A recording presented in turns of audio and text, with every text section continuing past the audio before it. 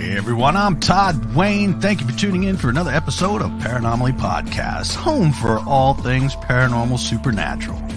A Paranomaly is a weekly podcast focusing on the paranormal, supernatural, and metaphysical. Join us for thought-provoking discussions on paranormal phenomena, conspiracies, and all things unexplained as we talk to researchers and investigators about ghosts and hauntings, UFOs and aliens, urban legends, cryptids, and so much more. Please be sure to like, subscribe, and follow to receive notifications when new content from Paranomaly Podcast is made available. You can also visit us at paranomalypodcast.com for more content and information, including all our social links. Thank you again for watching or listening. So grab yourself a drink and a snack. Turn the lights off on the way back. Find yourself a nice comfy spot and enjoy this episode of Paranomaly. Stay with us, folks.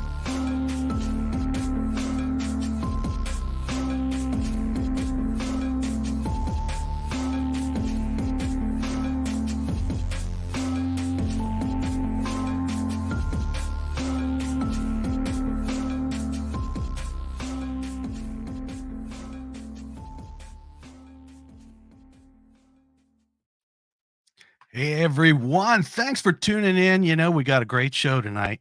And I just I well, you know what? I her name is Christine, okay? Christina George. She has her own podcast as well, but she's also a paranormal investigator. She's a psychic medium and she's a contactee.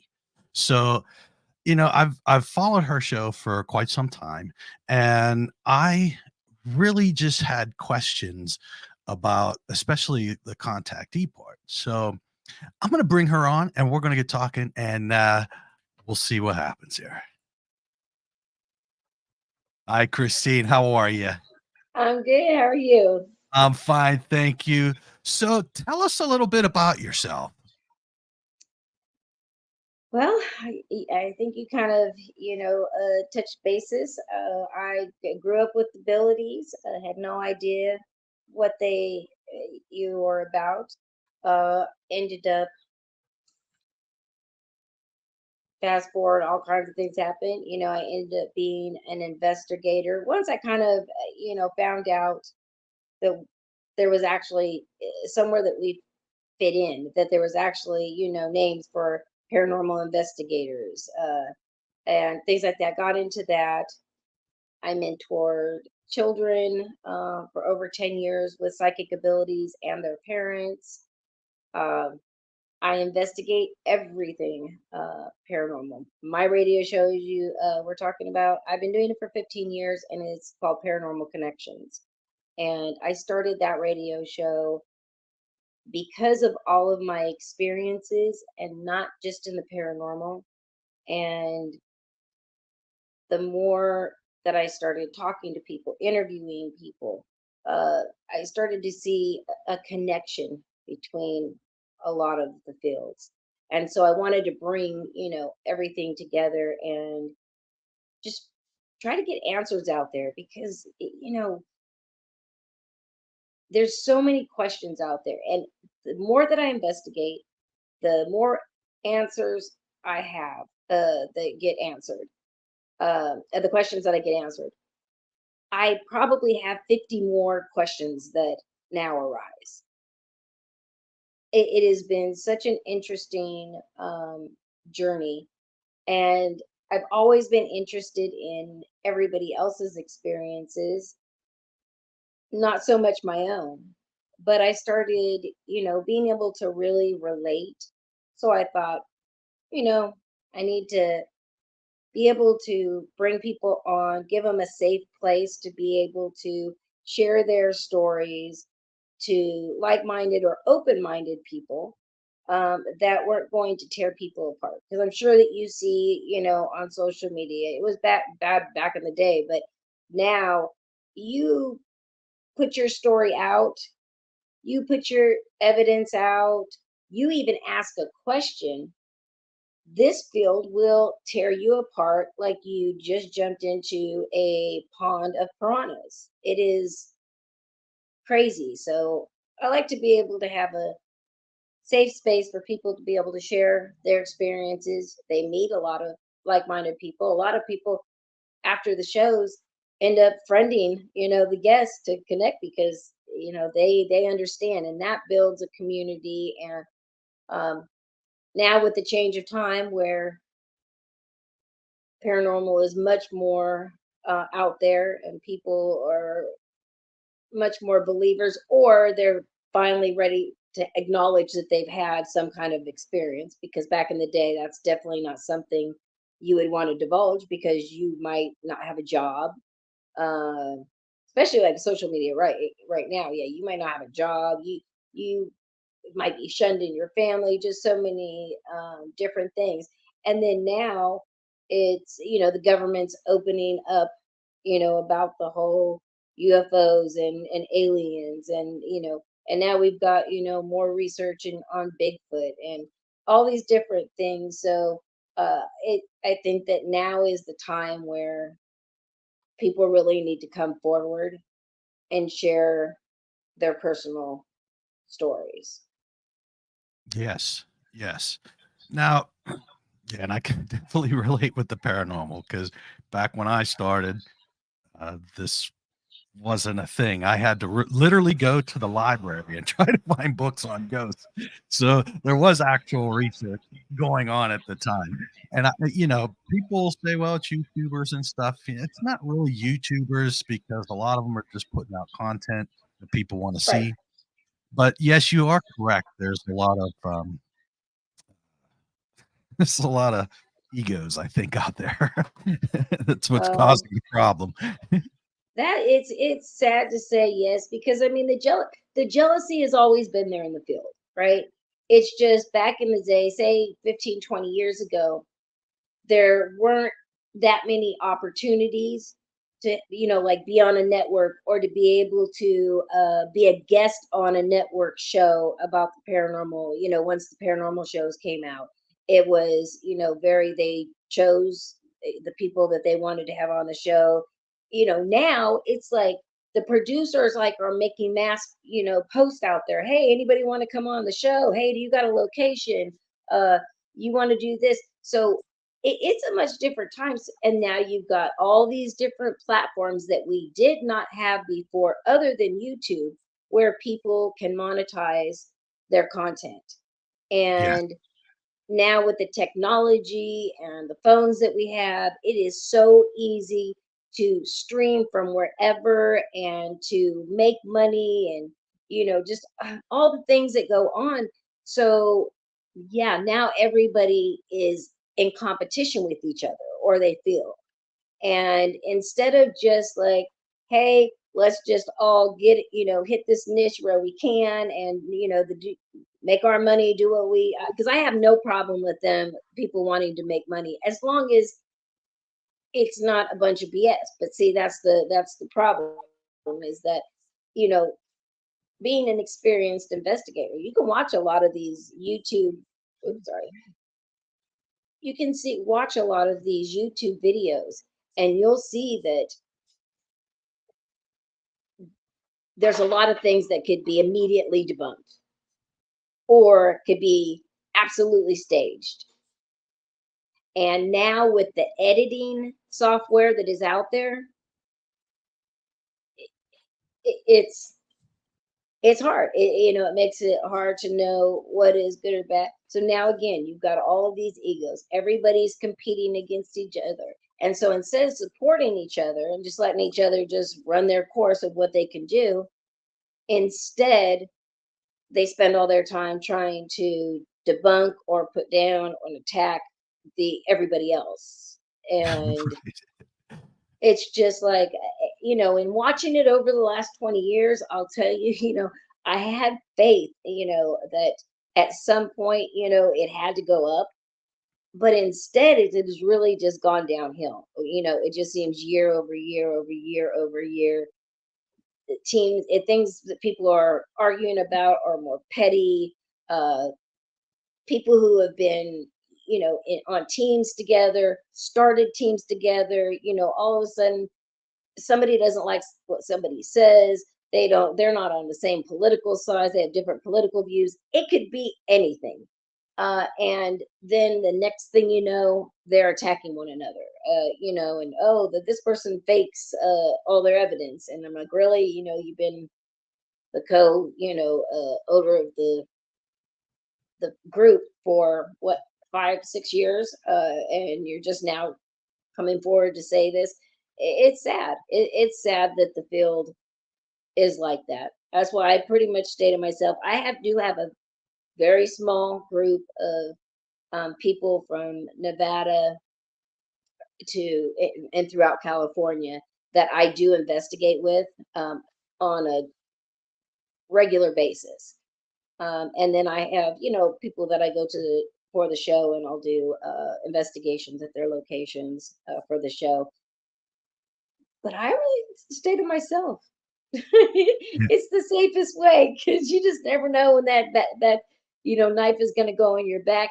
And a lot of people, because they want to have some kind of fame, will definitely go behind your back, stab you in the back, talk about you behind your back, all just to get people to, bring their attention to them. So I kind of stay to myself nowadays.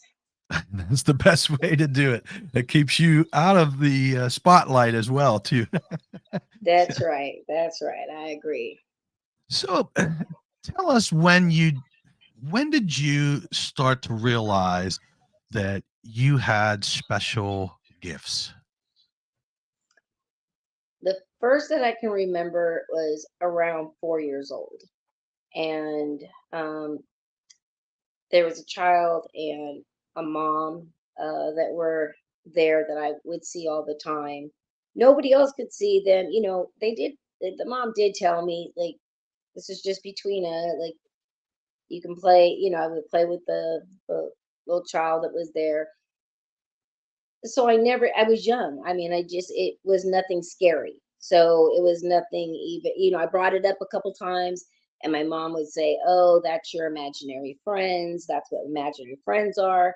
So, when you're 4 years old, that's what you're taught, is that there's nothing wrong with it. It's just your imaginary friend. Eventually they're going to go away. But for me, they never did go away.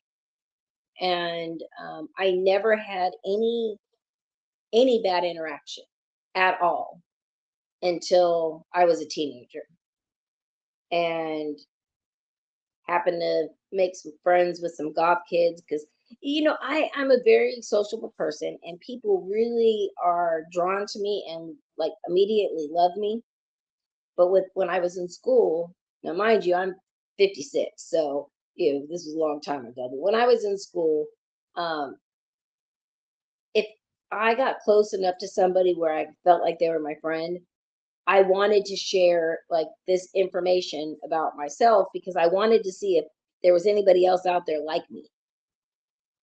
And I would, make a friend, and I would tell them, that I could see stuff. Some kids were super freaked out and like just did not want to be friends with me again or talk to me. Others, it did not seem to bother them. It actually intrigued them, but they usually went home and told their parents about me, and then their parents would like basically forbid them to be around me. So I didn't have like a lot of friends. I was very social. I was a cheerleader. I played on the tennis team. I did track, but I also was a loner. So um, people didn't really know what to think about me. And so by the time I got to high school, I my mom actually worked at a bar across the street from a cemetery. So that was like my favorite place to hang out, because back in the day, when my mom had to work, she would just put me, my sister and brother in the car and park us out in front of the bar and bring us some sodas and some snacks every once in a while. And that was we babysat ourselves. So after school, when I would walk up, to our job, I would go across to the cemetery and I would hang out there. And it was like so relaxing. It was just, the energy was so amazing there. So I always wanted to go there. And I met some goth kids there. And they were like, wow, here you are like hanging. And I always dressed in all black. So they were like, oh, we, didn't see you here. And I went to a different high school that was not that far away from there. So I was like, oh yeah. So I explained, they're like, oh, what are you doing at the cemetery? And so I just felt like, okay, like how many people hang out in the cemetery? So maybe you are like me. So I, told them that, I could feel the energy. I can connect with, people who are dead. And they were like super, super excited. They were like, you gotta be kidding. Oh my God, that's so cool. And not too long after that, one of the girls invited me over for a sleepover. And mind you, that's the first sleepover I've ever had. And I go over there and go into the house, and all the other kids are there. And we go into this garage that they had like made into a room, and they had a Ouija board there on a table and some candles and everything. And they had this bright idea that since I said I could connect with the spirit world, that they were going to test me basically.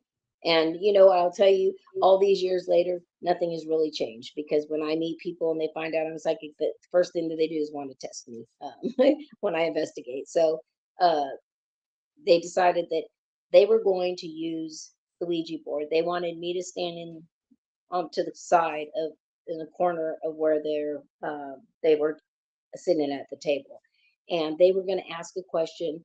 They wanted me to give what the answer was going to be before anything happened on the board. Now, I mean, I felt like, okay, that should be easy. I mean, I wasn't afraid of a Ouija board. I didn't really know anything about them. Uh, During my childhood, actually, most of the kids that I did know, or even in our family, they had a Ouija board in their game closet, in their game board closet. So, it was like everybody thought it was like, ha ha hee. So, I didn't take anything that serious. And I'm like, sure, I can do this. So they started asking questions, and I was giving answers. And, all of a sudden the planchette would move, and it would, spell out exactly what I had said. And so, of course, the main girl, she starts asking people, oh, are you pushing that? Are you doing that on purpose? Who's doing that on purpose? And everybody's like, no, no, we're not doing. So went a little bit longer, and then it turned a little dark, and the main girl, she got scared at one of the answers. And at that point, she just said, oh no, we're stopping this, we're stopping this. And she took the board, she took it out the side door to the side of the house, put it into a a metal garbage can, and set it on fire. Wow. Now, knowing in hindsight, knowing what I know now, like, I surely would not have allowed her to burn it, Right. nor did she close it. So but I did not know anything about any of this back then, right? So I'm just like, oh wow, like, and then she kicked me out of her house. So I had to go home, and a couple days after that, like, I was not feeling good. Well, I didn't feel good like the night that I came home, but I was like, man, I told my one of my cousins, like, well, what was going on? And they're like, that's really weird. Like, do you believe in the Ouija board? And I'm like, I don't know. Like, I don't. This is weird. Well, after that, I ended up what I know now. I ended up with an attachment that followed me home from that night, and over the last probably 20 plus years, I've done everything. I've worked with all kinds of people to try to get rid of this thing from me, and it just doesn't work. I mean, as I've gotten older and I've learned kind of more control, it doesn't really affect me um, like it used to. But I have um, an autoimmune illness with no cure that I deal with. And when I get really sick, it will definitely show up and start to affect me. So um, I'm a big, I know everybody says, Ouija boards are just tool, but I kind of, I feel like everybody thinks that, things are harmless until something bad happens to them. Well, you have a couple of different things that affects the outcome of the Ouija board. First, that you have medium abilities, so you can pick up on things that normal people can't. Right, So yes, I mean, some people are like, well, it's just a game, but we all in the paranormal know that it is a device also used for communication. right, So and you have to know how to open and close that portal, almost like you would do with a ghost box. right, right.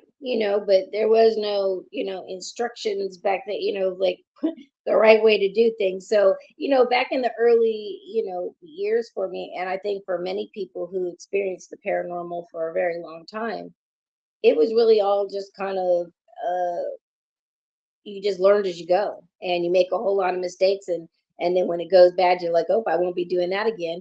And then and when you know other people, and then you'll say, oh, okay, yeah, you might want to do that because this happened to me. But what I find is that even though I've had these experiences and I've had things happen to me, and I can talk about it and I can preach it, there's still going to be people out there like, no, it's perfectly fine. And I'm like, yeah, I used to think that too, and again, until something happens, and then it changes you forever. Right. And I don't see there's a lot of people that are like, well, it's just a piece of cardboard. It's just a piece of plastic. But you know what? You can take a piece of paper and write some Hmm. stuff down, and you're gonna get the same effect. Right, So if you're not careful, things can happen. It's like if you pray to God or Jesus, the closing is amen. right, So you're closing that line. So whenever I'm done with a ghost box, I say thank you. You know what I mean? You right. where you are. Yeah, so I mean, it's funny because you would think that, younger investigators would like want to hear like what might not be a good idea to, because again, I've put myself in some very dangerous situations in the paranormal, not even realizing it till something happens. And I was literally levitated and thrown across the floor and slammed my body and head slammed onto the ground, and I was knocked out in McMinnville, Oregon, at a location that had never been investigated before. And this happened at an event in front of about 15 people. Um, we were down investigating, and this thing that was down there told us to get out. We stuck around. I was also told, not to go back down there. And what did we do? We went back down there. So, That's how it always works. so I'm like, okay, got to learn. You just learn along the way. So, I mean, yeah, I can sometimes be my worst enemy. And even sometimes, like, I preach safety in the paranormal, but yet I break all kinds of my own rules sometimes because I'm like, what is wrong with me? But I guess it's like, I'm used to being a parent. Do as I say, not as I do. That's right. And we're out there, and our body tells us, "Hey, don't do that," and we're like, "No, let's do that." Who Yeah. cares what the I'm consequence? also that person that, if so, I am not that person that you're going to see. Like, I'm probably, that's why I don't do good, like to make money filming. I am not that person that when I'm investigating something happens, I scream and run. The people who scream and run, I'm going to run exactly to where they were running from because I Yeah, want to be the one to figure out what it was what they're seeing, what happened. right. Uh, so yeah, it's definitely different.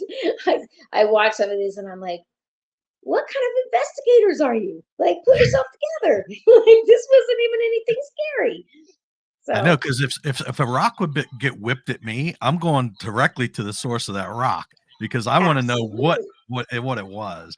I'm like that too. I need to get down to it and see what it is. Yeah.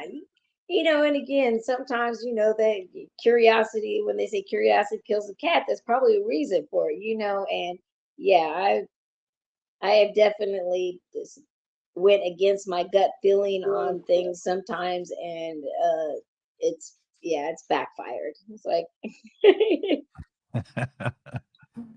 So now you went from that was your teenage years, correct? hmm With the Ouija board, and correct. then you progressed on. Yeah, Tell I us. stopped. Go ahead. No, go ahead. No, I would say I stopped talking about everything, in my teenage years until, probably in like my mid 20s, maybe. And then it was a different mentality. So it was like, I still would tell people like about me when I got comfortable with them. Most of them at that point, they didn't leave. They would tell me like, "Oh, that scares the hell out of me. That's cool for you. I'm not going to be, joining you for anything like that." But it wasn't. I didn't get the same response I got when I was younger.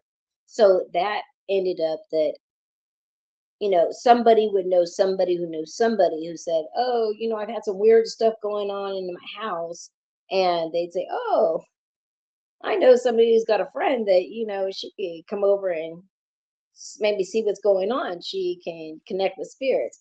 And again, people were very skeptical back then. So I would go out and basically without any, you know, not I didn't have an EVP recorder. I didn't have any technology. I literally was just me and a notepad. And I would walk through and whatever I would pick up on, whatever I would see, I would write down descriptions. I would try to get information from the spirit, why they were there, what was going on, what the story was, and then give it to the people who live there. And so I did that for years, never knowing what that was. Like I was just helping somebody because I finally found people sometimes needed somebody like me. And it was far and few and in between, obviously, because I wasn't connected with a bunch of people, with like me. I was just one person that a lot of people just ended up knowing through connections. So I get a little we get a little bit further, and then that's when paranormal TV starts coming out. And they're doing residential cases, and or they're doing a building or commercial place. And I was like, oh wow, that's kind of like what I do. But now they threw in like technology, so I was like, oh wow, this is so cool. And so I think like with a lot of people, that just kind of like piqued the interest for a lot of people. So I ended up, I'm like, well, I wonder where you meet these people at. So I went onto a meetup group page for my area, and I typed in paranormal, and lo and behold, there was like two groups in the whole Northern California, but there was two, and they were both in Sacramento. And Nice. so I contacted both, and one ended up they didn't do a whole lot, so I didn't. But this other group, they were going and investigating like every weekend, like Friday and Saturday. They just had all these people that wanted their houses investigated and businesses. And this guy, the guy who was running the group, he was writing books like back to back, like and they were books of all the investigations that we were doing and what we were finding. He would, instead of putting it on television, because you couldn't get him television back then, he was writing the books and selling them in different places. So I did that for a while, and then the guy says, "Oh, you're going to be my head psychic." And I was like, "Oh, hold on, buddy, I'm not a psychic." And he's like, "Oh, but you are. You've got psychic abilities." And I'm like, "I might have some abilities, but I'm not a psychic because, mind you, again, I'm 57 years old. And the psychics back then were like, Miss Cleo and Dionne Warwick. And, they were known to be known scammers. I had went to psychic fairs myself because people would tell me, "Oh, you're psychic. You should go to a psychic fair." And I would go and get reading, pay all this money to get readings. And they were so full of BS. And I would be sitting like or standing in line and I'd be waiting for my turn and I could hear the reading they were giving the other person. And that's absolutely not what was happening. Like I could have given them a better reading. So I'm like, oh man, I'm not no psychic. Psychics like are scammers. So I just said I had abilities. And so this team, the guy that led the team, he was like, no, no, no, you're a psychic. And so he just started like announcing me as a psychic, putting me in his books as a psychic, uh, all this stuff, newspaper article, all this stuff. And I'm like, oh my gosh. And now, mind you, this is also the time when the Dead Files came out. Ah, yes. So, right before that, if you were a paranormal team and you claimed to have a psychic on your team, you were immediately like given no credibility. Like nobody was going to even pay attention to you. As soon as Dead Files got on TV and, we see that they utilized a psychic and how her abilities along with the research and the evidence could bring together a clearer picture of what was going on and get some validation. Well, as we all know that, during that time, it was like a light switch got flipped and everybody was psychic medium so and so like the next week. They were pouring in. So when we finally, I felt like, okay, I can have some validity in this field. Um, they all came flooding in and trying to scam people and charge people for readings and all this kind of stuff. And, kind of put us down again. Now you're even on a higher level if you say that you have psychic abilities to once again have to prove over and over and over every single time you're with somebody new or somebody you meet, they automatically want you to prove that you have abilities. Like, you're a trained circus monkey. Um, but that's how the field evolved, so I'm just like, okay, yeah, sure, I'll come. I do remote viewings for teams in other states. I go out and investigate, and I never want to know if I investigate with another team that I'm going to collaborate with. I never want to know the location. I never want to know anything about the case. I even in my with my own team, I have a case manager. She does everything. She's the contact. We have a historian that looks up, does all the research. Myself and my co-founder, we're both psychic mediums. So both of us we don't know anything until the day that we have to go. And then we're given the address. We show up wherever we need to go. We're the first ones in. We go in separately.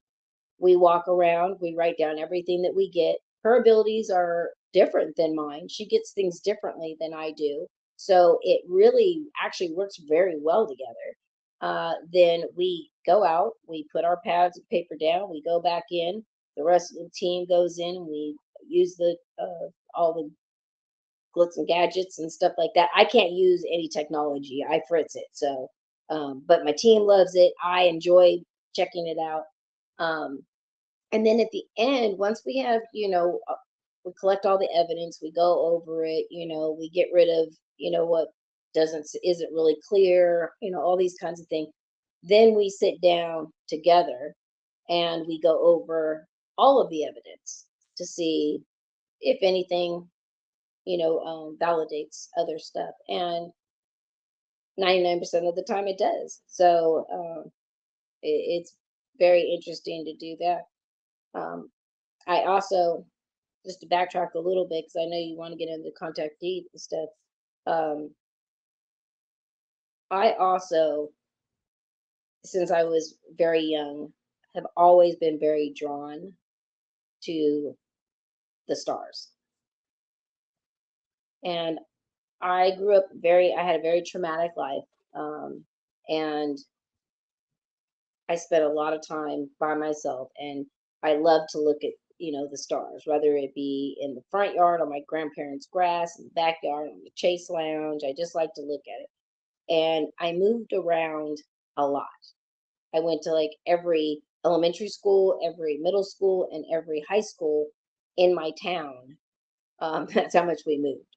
And I always would see a blinking light in the sky for one night. It would always be the first night that I moved in somewhere.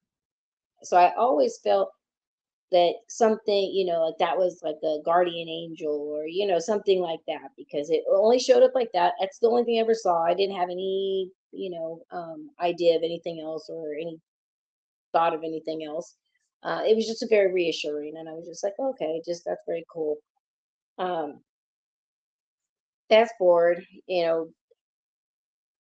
I start having weird things happen. Um, I My family, we are four generations of high-ranking Freemasons, the males in my family, and with military connections. My family fought in the war on both sides against each other. Some of our family came over on the Mayflower. I mean, we've got a very interesting, history. So I started just having like a lot of weird things go on. But that was on my dad's side of the family, so I didn't know any of it growing up because I wasn't around my dad. So I didn't know. But I was in contact with his mother, my grandmother. And when I was young, she put me into Job's Daughters and the Masonic group for girls. And so went there. I only went there twice. We would go in, they'd have like a little plastic table, and you'd have some cookie, a little plate with some cookies and a little like Kool-Aid cup. And so we were supposed to get our Kool-Aid and our cookie and go sit down and then eat and drink it before they started. The thing is not once but twice I went there, and I would remember going in, getting the cookie and the drink, and I would not remember anything else that went on through there. Interesting. And it really threw, like, the energy was really off, and so I was just like, nope, absolutely not. So again, more things start happening to me. Probably around 14, 15, I start having precog dreams. So I'm just having these dreams, and originally when they started, it was like natural disasters or yeah, like major weather stuff is it started out. And so anybody who can tell you I am geographically blind. If you ask me which way is west, I have no idea. So, I would be shown these, when I'm dreaming, I'd be go to this location, and it was a circular room with a base, and I would walk up onto the base, and then there would be like a holographic screen that would come on.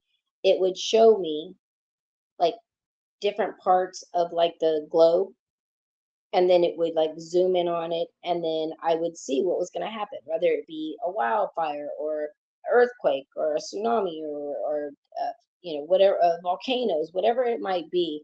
And when I would wake up, I'd always have sleep paralysis. Now, mind you, back then I don't know anything about any of this, so I don't know what's going on. So I would just go to the globe, try to look and see what it, was, and but I never knew what was happening. And then whatever I was shown at the very early stages would take maybe sometimes a year before it would happen. And I was like, oh, that's like really weird. So as I got older into again my adult life, and I start having like really weird stuff going on that I'm in the paranormal, but now I'm not really understanding like everything that's going on with me. And I'm just having a lot of different experiences, but I'm all thinking that it's all paranormal. I would have never thought it was anything else. started doing my other radio show, Top Secret News, and I was interviewing, abductees, contactees, my lab, victim, all different types of things. And I I was just so intrigued by the information.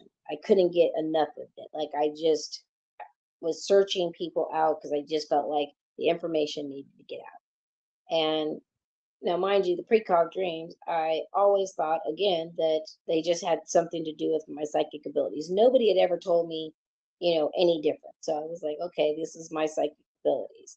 Well, my I started, they started happening more frequently, closer together, and things were actually happening very quickly. And by that time, I had my radio show. So we're say 15 years ago. And I would tell my team all the time when I'd have these precog dreams, I'm like, oh my gosh, like I had another one of these dreams. And they were getting worse, and the sleep paralysis would last longer and longer each time. And I'd have to like literally lay there and just focus to be able to move something, a toe, a finger, anything that I could move, it would break it. But I got so used to it happening all the time. So I started telling my team, and they're just like, "Oh wow, you need to like put this out on the show." And I'm like, "Why do I put this out on the show? Like people are gonna think I'm crazy, like where I'm gonna like now I have predictions and stuff. Like this is, I can just see how this is gonna go." And things started happening very, very quickly. So they were like, yeah, I think you should put it on. So I did. I started doing a few shows, and literally within weeks, uh, listeners were posting, "Oh, did you see, the earthquake that you were talking about? Here it is. Oh, the volcano you talked about. Oh, here's the news article. Oh my gosh." And everybody was fascinated. So I was doing like every time I would have new ones, sometimes weekly, sometimes every couple of weeks, sometimes a month. Whenever I'd have another precog dream, I would do a show and we would talk about whatever I had. Then people started getting scared because, I guess I had a lot of people who were like, okay, well, she predicted this one. Yeah. People thought, oh, she probably looked it up. But, again, if it happens weeks out from, when you're saying it's going to happen, then they were like, oh, she's lucky. Oh, she's guessing. Oh, this. But eventually it was like happening so much that people started getting scared and like were literally threatening me. Telling me that I was trying to, put fear into people, that the end of the world was coming. Now, I would just want to say one thing. I still to this day have not seen or been shown the end of the world.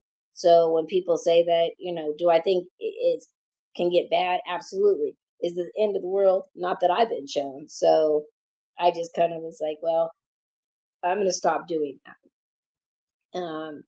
So I just kind of stuck to myself, and they started getting stronger and stronger.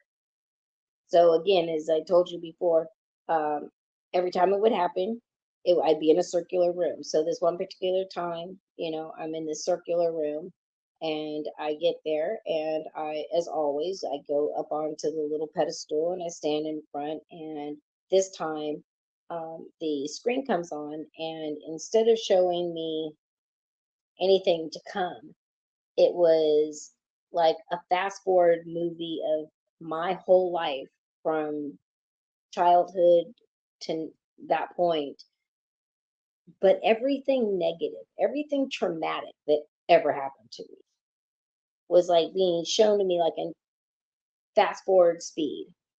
And I literally at that point I dropped to my knees and I just said, I don't understand what you want. Like just tell me. Like I don't know what you want me to do, And I kind of did know because I had had a near death experience prior to that. And during my near death experience, I was told that I needed to come, that I was going my journey wasn't done. I needed to come back. I needed to tell people about my abilities and I needed to use them to help people. But I didn't understand what they were trying to show me. Like, what purpose was it? Because nothing that they were showing me, like there was no solution to fix it. Well, So I can't. but it was all the bad things that happened to you, correct? So Yes, you yes. got that flash forward of that, and I was gonna say about uh near death experiences because I've hear that people will say that their life flashes in front of them. Yeah. Well, yeah, and well, I had a car accident, so I was having surgery when I had my near death experience. But I didn't have that. But when I'm in this room, this happens. Now, mind you, I've had hundreds, if not thousands, of these dreams over my lifetime. So this was the first time that it was about me. So I just lost it, and I was like, I just want you to know, tell me what to do. And then the holographic screen just goes blank. And now I can actually, this is the first time it's ever, I haven't seen. I look behind it and I can see that there are two like circle windows. So I go straight to it, to one of them, and I look out, and the first thing I see is it looks like I'm looking directly at what we would assume to be the sun. And then all of a sudden I see, like a big burst, and I look to the right, and it looks like that's Earth. And immediately these um, portal like windows close onto themselves, and now it's just all metal. And you know, crazy thing is that during these precog dreams, I'm very cognizant of what's going on. And so I have, very critical thinking that's going on because I'm like, oh my God, like so much is flooding my brain because first of all, now this room, again, I didn't know what this room was or anything. I just thought again, it's paranormal. My spirit guides, like this is where they take you to show you whatever, right? Like that's just what I thought. So now my whole perception of what has been going on all these years is completely out the window. Now I'm like, oh my God, like this, I'm in space, like this, okay, circular room. Oh no, oh no, this can't, that can't be. And now I'm looking around, and mind you, at the end of every precog event that I had, as soon as the screen went off, I would immediately wake up in sleep paralysis in my bedroom. This time, none of that's happened. Screen's off. I see the windows. Now I'm just stuck in this room. And all of a sudden, my brain thinks to back when I was watching Star Trek as a kid. And they would have like the bridge, and they would go up, and they just put their hand up on the wall, and the doors would open, and you could go in. So for whatever reason, I go walking to this one section. I put my hand up, and two doors open. And again, I'm thinking, oh my God, did this just open? Because it doesn't seem like it's real. And I keep thinking, like, maybe this is just a dream, but I knew it wasn't a dream. So I'm just like, so I look down the hallway to the left and to the right. And because I'm left handed, for me, left is the always correct answer, the right answer. So I decide, okay, I need to go once again. Common sense should have told me I should not be poking around trying to figure out what is going on. But Christina, no, she decides, oh, investigator me, I got to go figure out, sneak around, see what the heck else is going on in here. So I go down to the left, and as I go down this hallway, it's dark, but there's like little LEDs on both sides of the walkway, all the way down the hallway. And so I start following it. Now, mind you, the doors behind me close. Now, although I obviously knew how to open it, I had no idea how I would reopen and get back into that room. But now it's too late, so it's closed. So I start walking down this, and I walk all the way till it dead ends. And when it dead ends, you can turn to the right. And when I turned to the right, there was a big steel door. and it looked, like a laboratory door. It did have a some kind of code or some to get in, to be able to get in. And then I looked to the right again, and I could see a whole clear wall, and it had just like these boxed containers, glass containers stacked upon each other behind this glass wall. And it was what I knew to be, only because I had seen pictures, because I had done interviews of what looked to be human alien hybrid fetuses in different stages. Now, as soon as I see that, I panic, because now this changes everything. I will tell you, I have probably, in all the interviews I've done with abductees, everything, there's probably only been a few that have had a good interaction. Now, So, was this well, this that you seen with like these fetus? Was this like a birthing room or something? I don't know. It seemed more like a storage, like maybe like a part of a lab, and that's like where they stored them. Again, they were from the bottom up to the top. The ones on the top were more formed than the ones on the very W- bottom. were they human? They looked human and alien. So, Huh? again, over the years in interviewing people who have, like, say that they have hybrid children, or, they have star children that are, they're abducted to go and interact with their children. I've seen all kinds of different photos and, pictures at different events and different things like that. And that's what it looked like. So now I'm seeing a laboratory door. I'm seeing embryos. This is not somewhere I'm supposed to be. Right. So I need to get back to where I was at as quick as possible. So I go to run around the corner to head all the way back down the hallway. And as I go wrap around the corner, I immediately run into two men, pretty tall too, both in military camo. It was all like black and gray. Now, again, I have interviewed tons of abductees and my lab abductees, all these different things. And I've heard what they've said, that, oh, you need to look for patches or badges, or, anything that recognizable that you possibly, remember.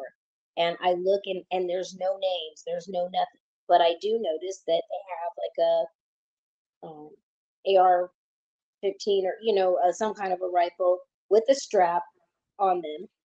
And again, the critical thing is, like I'm now confused, because if we're in space and we're on some kind of craft, why would you need a gun? Why would you need a rifle? So, and it looked like, they had a helmet that looked like almost like a riot gear helmet, and so it had a visor that, like, came down to like where their nose, and the bottom of the jaws, they looked exactly alike, both of.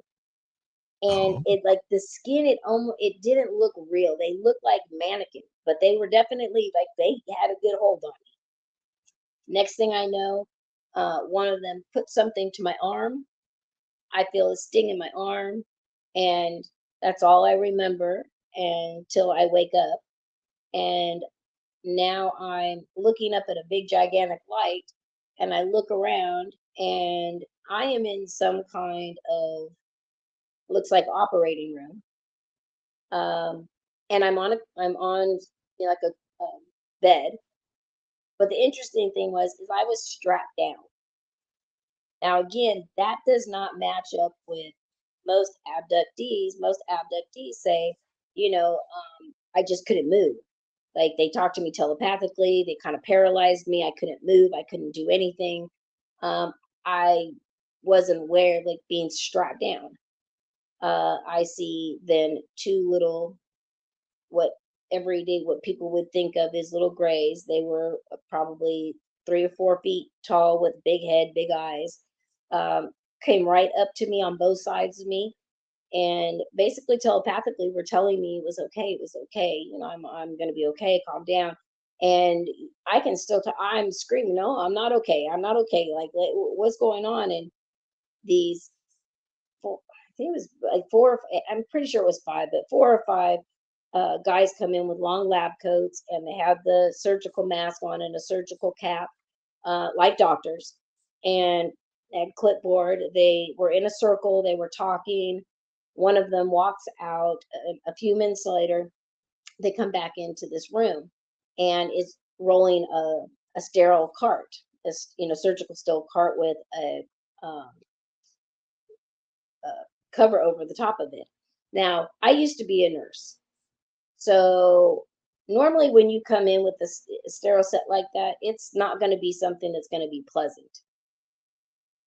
So now my brain is thinking of everybody that I've ever interviewed that has had medical experiments done on them against their will while they've been abducted.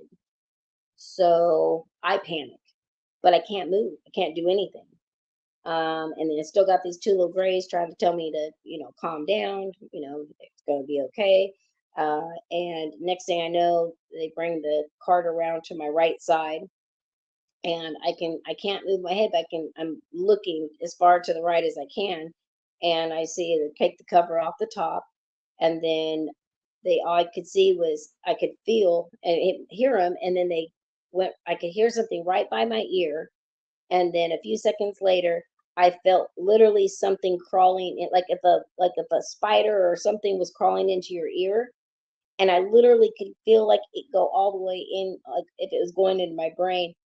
And I remember screaming, and then I woke up in my bed, full paralysis, lasted over an hour. My jaw was locked open as if like I was mid scream.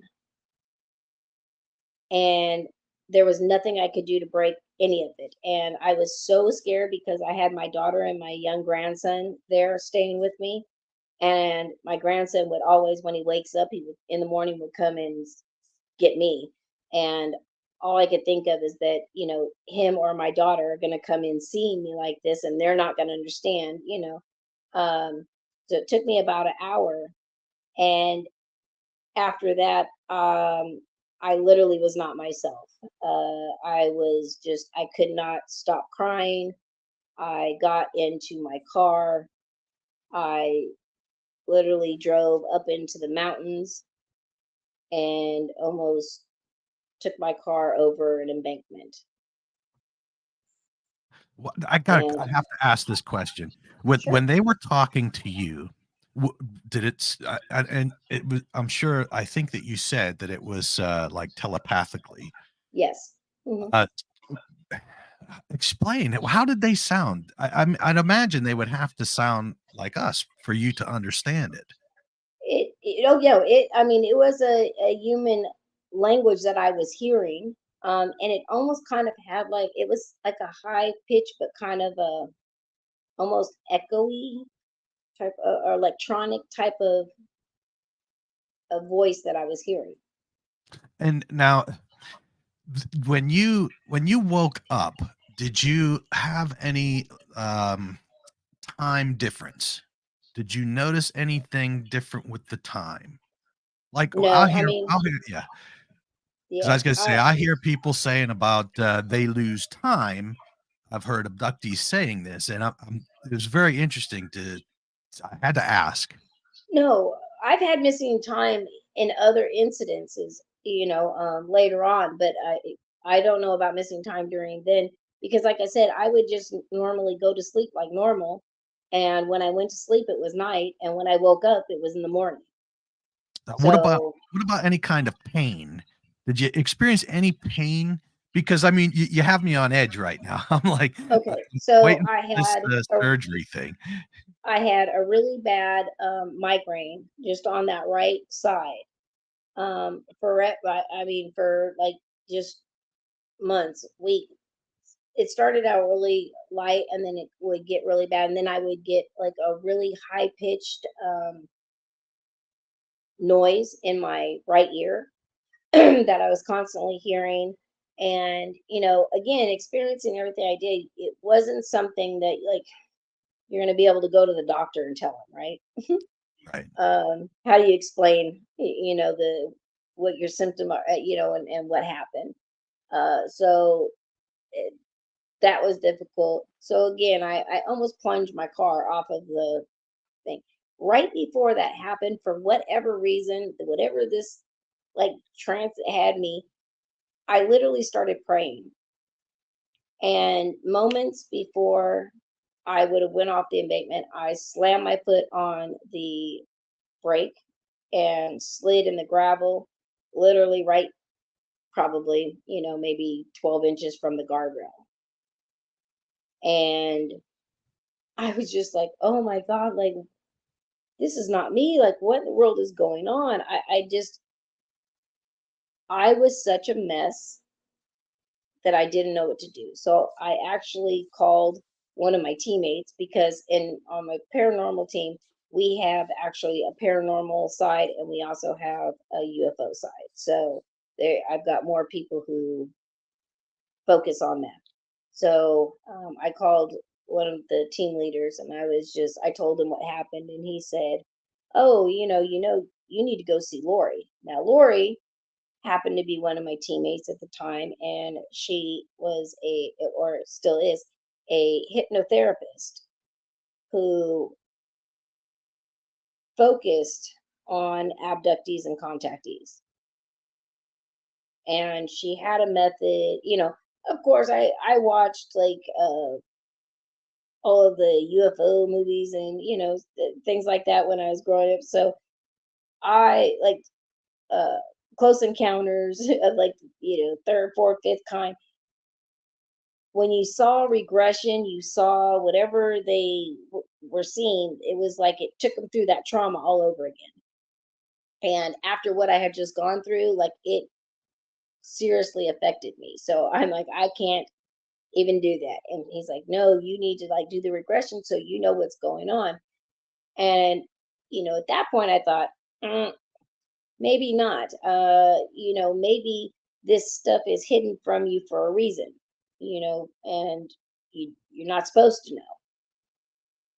But of course, curiosity again, I was wavering with it, and I finally agreed to go. And I think we sat at a coffee shop at a Starbucks for probably an hour with both of them at the last minute, trying to convince me to go because I had changed my mind just that quick. I was petrified. But she actually had explained to me that she does a technique where it's like a third party technique. So when you are recounting what you went through, you are visually seeing it like you're watching a movie. So there is no emotional connection to it. There is no trauma connected to it. So you are literally just as a viewer, and you can recall, and she asks you questions. So again, I did trust her. She's been on my team for a long time. Now she's actually world renowned, and on Gaia TV and all kinds of stuff. No longer on my team. She's gone off to bigger and better things, but she convinced me to go. And I went, and I will tell you, I learned a whole lot. Um, it did answer some questions, but as I said, at the beginning of the show, it also opened hundreds more questions on why me, what's is the connection. Um, does eh, Now I was starting to looking for people that have psychic abilities and also have contact, and abduction or contact things. And I was surprised that there's a lot, and there's a lot of abductees and contactees that have a lot of paranormal experiences that they share with me. Yeah, and that's weird that you say that because a friend of mine, Jim, him and I talk quite often about UFOs, things like that, and we hear that a lot. There's definitely a lot of people that seem to have been abducted for some reason. Not sure what that reason is because people can't remember that. Right, right. And she actually told me that, I should, because they only want to put you under for so long. They don't want to, have you on for a long time. So she did tell me, I did get a lot of stuff, but then she told me, I should come. And I think that I was so taken back and shocked by what I even found out that I didn't want to know anything else. As much as I'm into, finding answers, um, now finding answers for myself became a little disturbing, and I didn't know that I really, need, maybe my purpose is to search out and, find answers for other people and help other people. And, my journey is my journey for whatever, reason it is and whatever path it takes me down. Um, but yeah, and then again, here I had been in the paranormal forever, and it's like, now, how in the world do you come out with this revelation, and connect the dots, or why you feel you can connect the dots? So that was really rough. I got a lot of backlash. It was like, oh, okay, you interview all these contactees, now you want to have your own story. To be absolutely honest, I absolutely wish that I didn't have that story.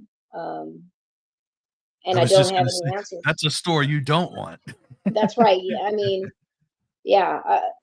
And even a lot of things that I've gone through in the paranormal. But I also, like I said, I went, since I was very young, my whole life has been filled with just really a lot of trauma, whether it was, personal in the paranormal, now with all of this.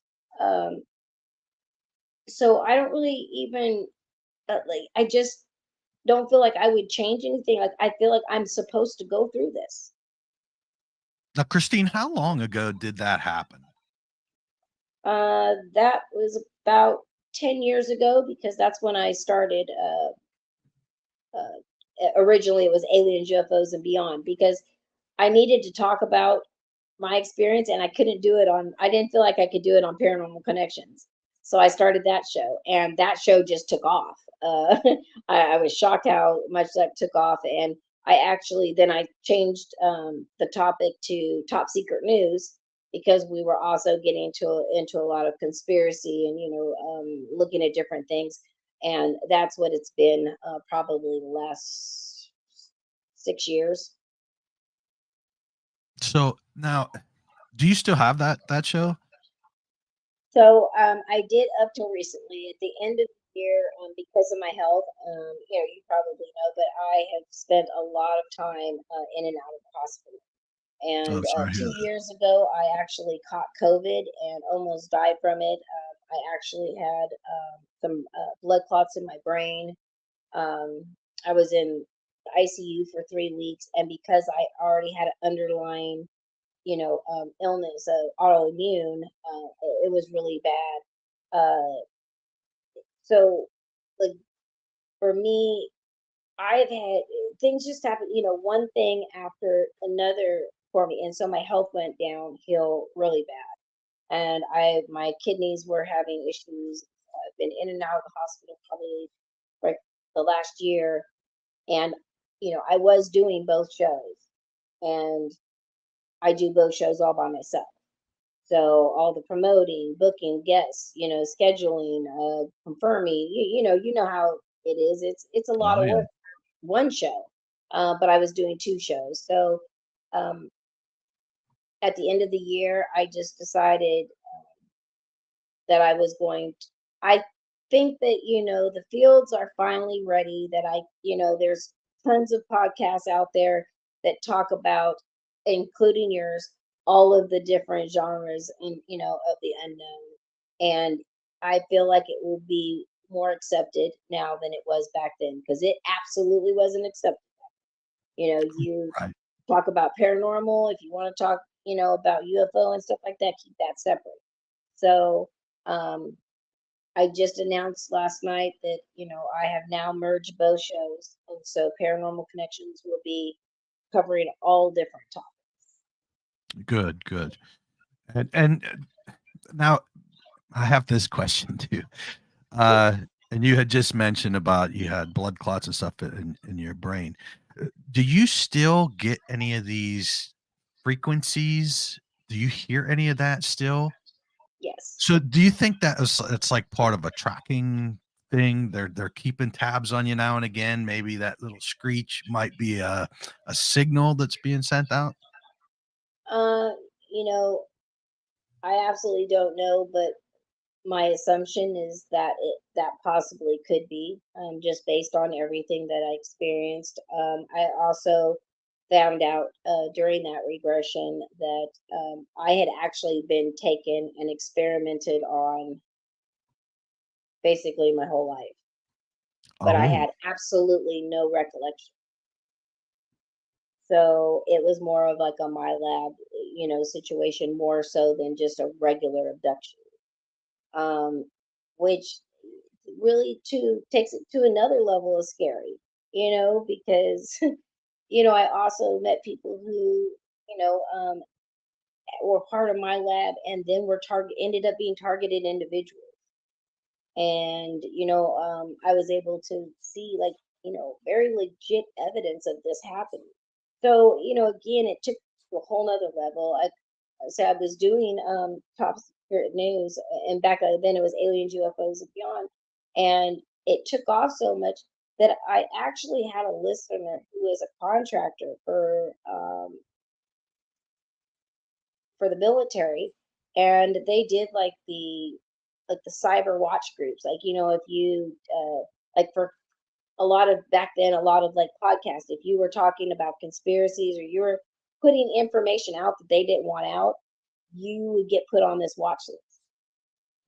And he let me know that they were watching my show, which then again kind of like really freaked me out because like I don't understand all of this. You know what I'm saying? Like this is a whole nother level. Like I really I've got a gist on the paranormal, but this other side, I'm a novice still at this, and again, finding all this stuff out, it was like feeling like my whole life was a lie, that everything that I thought was the way it was really wasn't that way. Um, yeah, they're very, definitely very interesting, way. So I really kind of stopped talking about my experiences in that way. Now I will say I'm still, to this day, I still get precog dreams, but I never have left that room again, nor have I had another experience like that one. so now So you have your dreams, but you're not in that room, correct? no, I'm just in that circular room that I would start out in. So it's like it's reverted back to like the way it started. Like I show up there, they show me whatever's going to be coming shortly, and I wake up at home. So no memories of leaving that room or being held or experimented or anything done to me, nothing like that, Christine, but like I said, why do but you think that they are showing you these events? that's the golden question, because I don't understand it. I mean, I can warn people, and yes, they can be prepared, but there's still plenty of things like with these major things that I'm shown, like a lot of people die. Like it's like, what's the point of telling and people, and are people even going to listen? And if it doesn't stop anything, what's the point? So again, I still to this day don't really know what I'm supposed to do with it. I share the information. I tell people about the information. They take it or they don't. I don't make any money off of anything that I do. I just do it just to educate people, and help people. That's it. Uh, but that is the question of the year is why. And I would love to know. And to be honest, I feel that if I did more regression, I would probably know more. Um, and I'm kind of going through this thing where I'm trying. I've got a lot of like major fears, so I've been trying to like conquer my fears. But something's just telling me like to leave it alone. So it's kind of trying to listen to my gut feeling on this one. So Right. Well, it's so fascinating that your story, and I've heard others that talk about these grays and being in a room. Now, I haven't heard anything about any kind of surgeries uh, recently, anyway. But it's very fascinating on why they want you to see these things and what you're supposed to do with that information. Because we know, like right, Nostradamus put out all kinds of different prophetic things. So right, what was he supposed to do with that information as well, especially for zillions of years away? you know? right. Yeah. And I mean, again, you're given the information. You're not. It doesn't come with instructions. So it's like you're just given all this information. And over the years, the information has changed. Originally, like I said, when I was young, it was just weather events. And it would happen, like once a year or every couple of years. Like it was very, very infrequent. Um, then I was shown before the 9/11, and I think that happened actually like 3 days after. I actually told a bunch of people at my job because it like freaked me out so much. And literally 3 days later, on my way to work, it happened. And I was listening to it on the radio. And when I got to work, all of my coworkers were just freaked out. Wow. They were like, "Oh my God, like how in the world?" Um, then it went to, I started seeing information that was false flags. And all the way up to now, um, I'm being shown that there are we are going to see like I keep being shown like it's like a fake alien invasion. So it's not going to be them. That it's going to be us. And rather that CGI, some kind of hologram, rather it's reverse technology, whatever it is something that is going to be will cause fear in people so that they will look and trust the government again Ah, because they're going to need it. But I keep being shown and told, don't believe it. There's no need to be fear. That's not us. So and this I was told, way before like the disclosure, hearings and all of that. So watching this kind of all play out, and been very interesting. And again, I don't know where this is going. I don't know what I'm supposed to do it or why I even know it, but it's still happening.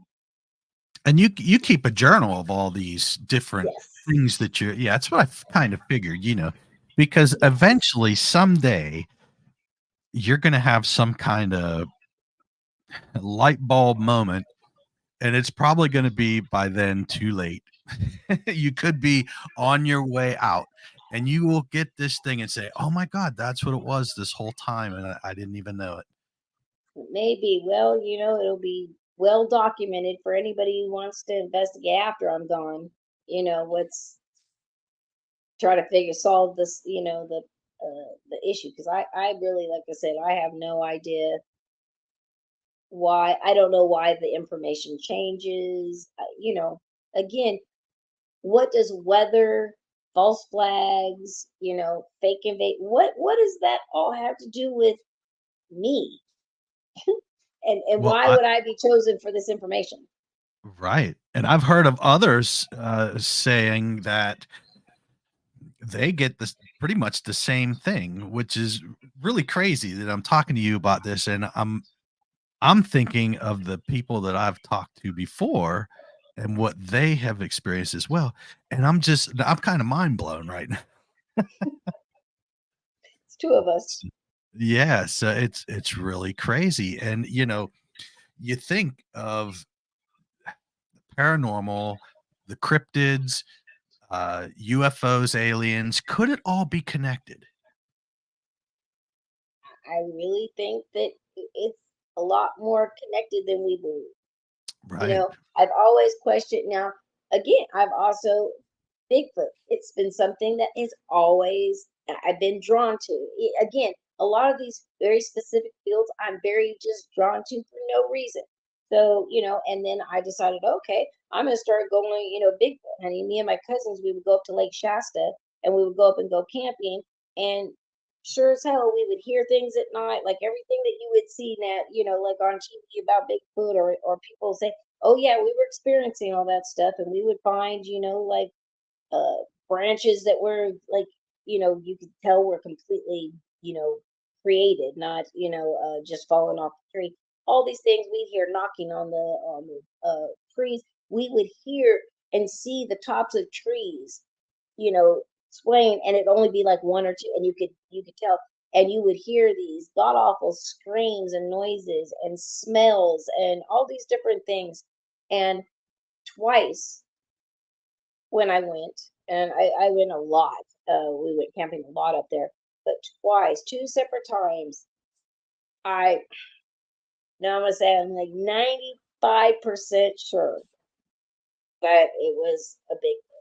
The fact that I couldn't be 100%, it was standing up, but me, I'm also the biggest debunker. So, I question everything, even what I see, because I'm just like, maybe it was a bear standing up and walking for a while, Right. so that kind of propelled me. But then that started making me think, like, how come we never find anything? Or if we do, we've never been told about it. Just like, we're told that there's no alien bodies, but yet, oh, we could probably have them and just we're not told about it. So it again makes you question everything.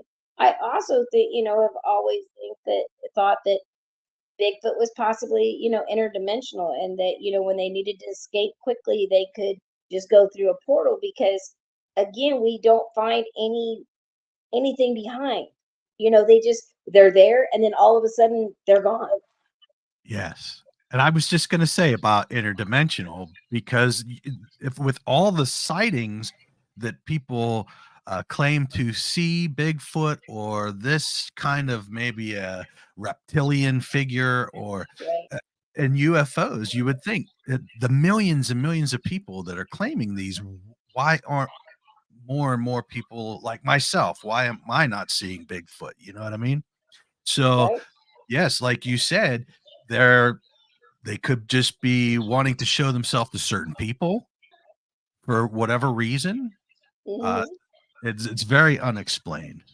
Or also maybe just startled because I mean they're out in an area where you would rarely run into humans, right? I mean, we're encroaching in their area. So, it's like, okay, they don't want to be seen. They got to make a quick getaway, bam, they're gone. Um, Absolutely. I mean, we're not hearing like, oh, we're finding the remains of, a Bigfoot, ate somebody or beheaded them or, whatever. We're not seeing any of that. Like, I'm not hearing anything that, people are being attacked by Bigfoots. It's mostly, they're seen from far away and then they try to get away as quickly as that. And then, the humans want to go find them and we can't find them. Yes. So, I mean, I think You know it that would be that's kind easy. of that's a strange thing as well because here this just come to me too. So I have never heard of anybody being killed by Bigfoot, Right, and I've never heard of anybody being killed by some reptilian, right. and I've actually never heard of anybody being killed by aliens. That, a skinwalker, any of that. Yes, so that's very interesting. Why not? Now we know about cattle mutilations, Absolutely. but why is there no human mutilations? And maybe there is, but maybe we don't ever hear about those. Who That's knows? true Again, because they could be chalking that up to some serial killer. well, yep, absolutely. And I mean, and again, if our government is involved in my lab, I mean, you don't think that, they could have a contract, where they can abduct, humans? How many people go missing all the time? How many people? I just did a interview with Chris George, and a good friend of mine, and uh, he was a park ranger for over 25 years, or he's retired. And so many people go out into our national forests and the woods, and they never return. And we don't get, I mean, we have that one guy, what's his name? Paul, it does a mystery 411 about people who disappear, in the woods. But we don't see that on mainstream media, of all the people. If you had any idea of how many people a year disappear without a sign of trace in our national forests, Yeah, they did, and then they just, some of them just just come back too. So right, you have right, you have just wander ones back. that, yeah, yeah, absolutely, mind blowing. Yeah, So I mean, I guess it would be, you could, without having all the negative effects with psychology, because it's, I mean, abduction, seeing Bigfoot, even even paranormal investigators that claim they're paranormal investigators, they tell someone their house is haunted, the psychological effects can be right, damaging. So yes, I mean, that's the ramification. So I'm thinking, you, being a person that was abducted, or well, contacted, let's just say that. Um, so you had that, but they didn't. You're here. You are. You're not dead. You're not maimed. They didn't take a finger to hang it on their rear view mirror like a rabbit's foot. So, I mean, this is just, these things to me are just extremely fascinating. yeah. And I feel like, I mean, looking back now, I feel like I've been trapped, my whole life. I mean, again, remember, I was very attracted to the sky, saw the light every time I moved. They knew, now I feel like, whatever they put in my ear, and following to make sure and giving me this information and making me stay in contact. It's not anything that I asked for, wanted, anything. Again, but also I didn't ask for my abilities. Like, this is just kind of my life and what I've been given. But I also think that all of the trauma that I went through, I know it made me a very strong person. It's very hard to break me. And maybe that's what I had to do to be able to prepare or deal with whatever's coming. Yes. Oh, yes, that's true. Because you're Because it's shown all these different things, and I'm sure you're shown things that you don't remember. right, right. So now that's like a twofold for me. I'd be like, well, wait a minute. If they're showing me things that I can see, what are the things that I can't I see can't. that I've been shown? Right, right. Yeah, But that again, I mean, what can you do? I mean, there's no way to stop any of this. that's correct. So, I mean, again, with trauma, what I learned, you either you allow yourself to become a victim, or you're a survivor. Yes. And so this is just my path. So I'm just, it is what it is. I don't understand it. I mean, I'm just kind of putting it out to the universe, and just like whatever my journey is supposed to be, whatever I'm supposed to go through, I'm just going to go through it. Because I do feel that, when we pass, that we have if we haven't finished our journey and what we was supposed to learn, that we come back. Or we could also choose to come back. I'm tired. I want to let go. I want to haunt people for a while. I got a whole list. I'm not trying to cross over anywhere for a while. I got some people to visit. I just want to break. I don't think I want to come back and try for, part 100 or whatever it may be. Now, do you think that, because of people with that are more sensitive to things like empaths, Mhm, mediums, psychics, mhm. do you think that this might have a correlation between aliens and uh, the paranormal, like ghosts, for us to be able to see these things? Y- you Like, know, like, it's. like like let's say because I'm an empath, and I definitely feel when I walk into a place that we're investigating, I can feel if things are off or if it's right or what's going on. And I have seen glimpses of shadow people, things like that.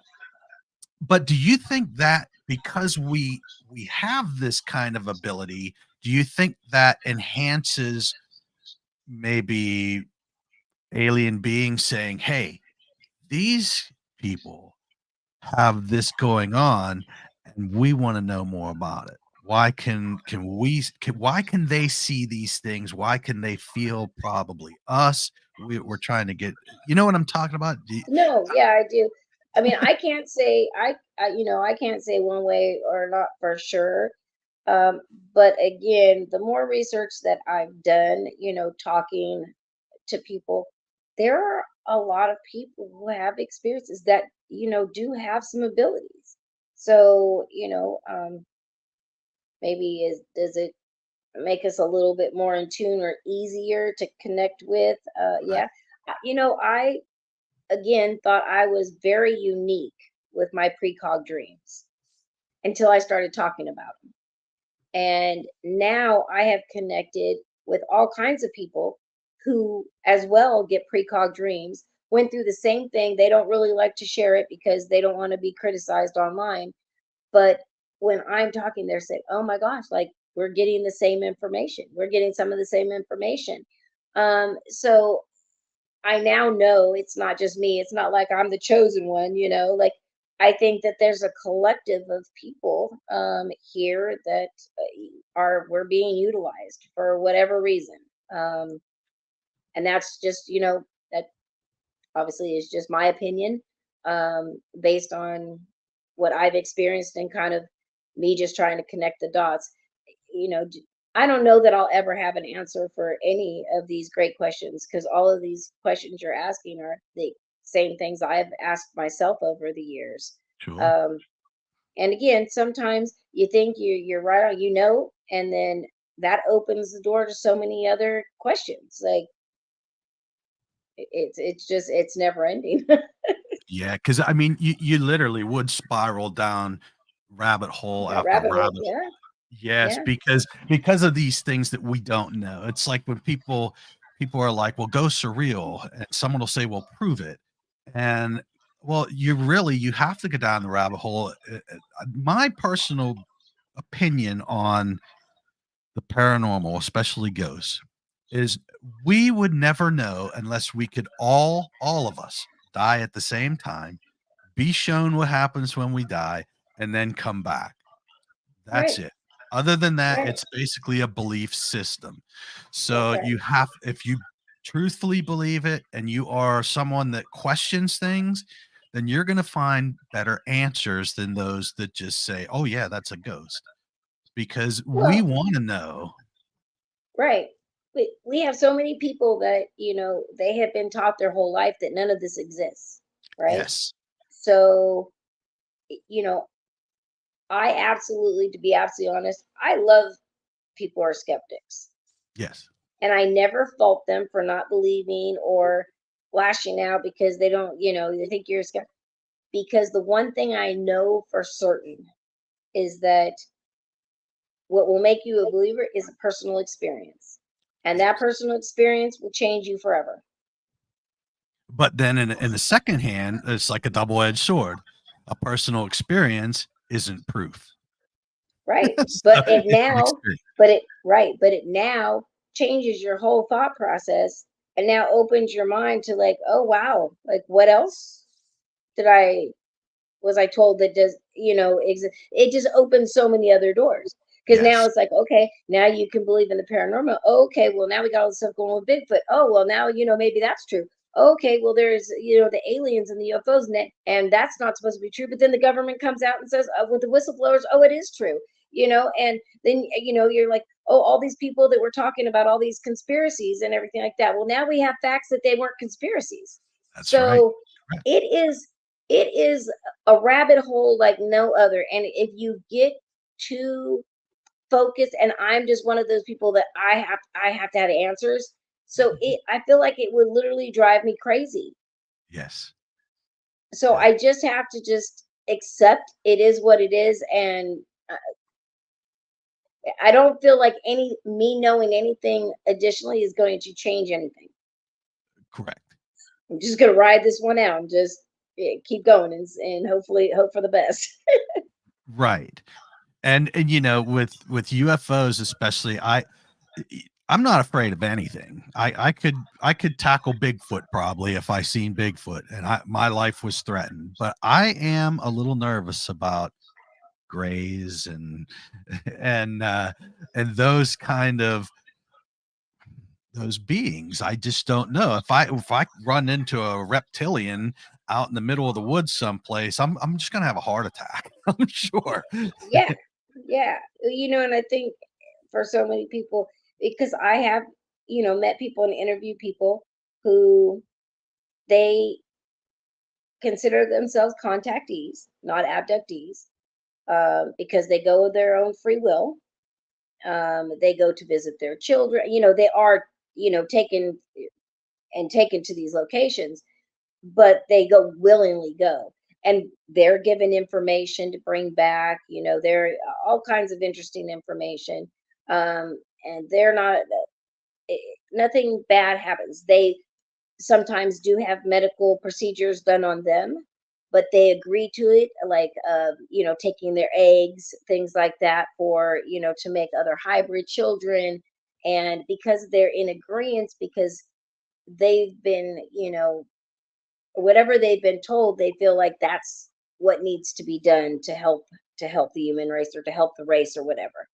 Then you have, the other people, like myself and so many others, that for whatever reason, whether they're taken and given the information or whatever it may be, or experimented on, it's the fact that we have no control and it's done against our will. So I think that's where the fear comes in. I think that if I knew more, again, if I knew that, like, they needed me to make hybrid babies, like, go take away whatever you need, it's not knowing and it happening against your will. Yeah, So, that would be extremely scary and terrifying. yeah. And then having to And live with this, and like you were saying, you especially even 10 years ago, it was tough to talk about things yeah, without people saying, well, you're crazy or what. And probably people can do that today yet, but it's more open now. right, right. Because I would And imagine Travis Walton, when he was abducted, I would imagine, well, and he was under massive scrutiny and taking lie detector tests and everything else. oh Uh, yeah, Travis, Steve White, you know, there are so many that, back in the day, were people who were whistleblowers that actually came out, military people, all different, Larry Warren from the Rendlesham Forest incident, still to this day, even though he's passed lie detector after lie detector after lie detector, there's corroboration, everything that you can possibly believe. He has been just torn apart, as well as Travis Walt was, So all these trailblazers that were really, brave enough to come out and go up against all that, scrutiny, still live with a lot of that to today. Um, Even with all the new information coming out, it's yes, crazy. yes.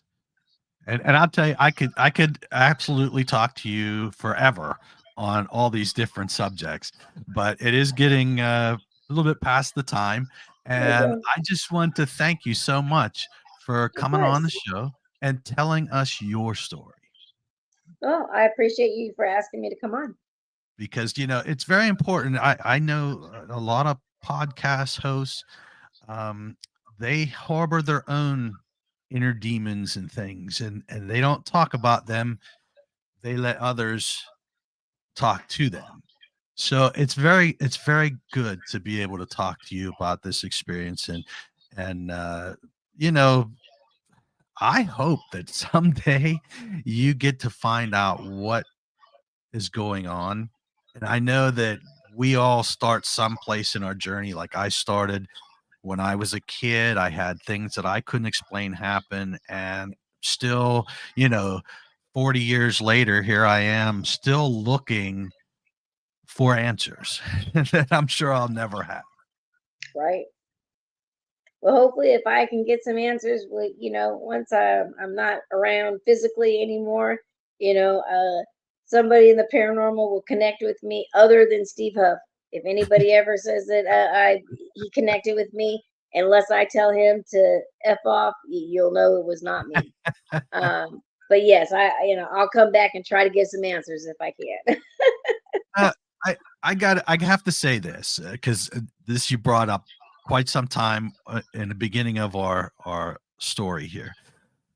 What what advice would you have for people seeking out a psychic medium? Because we know that there was so many fakes, so many. What do people look for now? What would you tell people to look for? I would say do not accept any just basic information.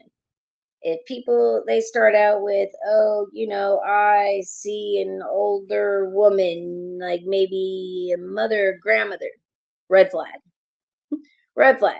You know, um, when I do my readings, I ask the spirit that I'm speaking with to give me information that will only make sense to that person that it's directed to.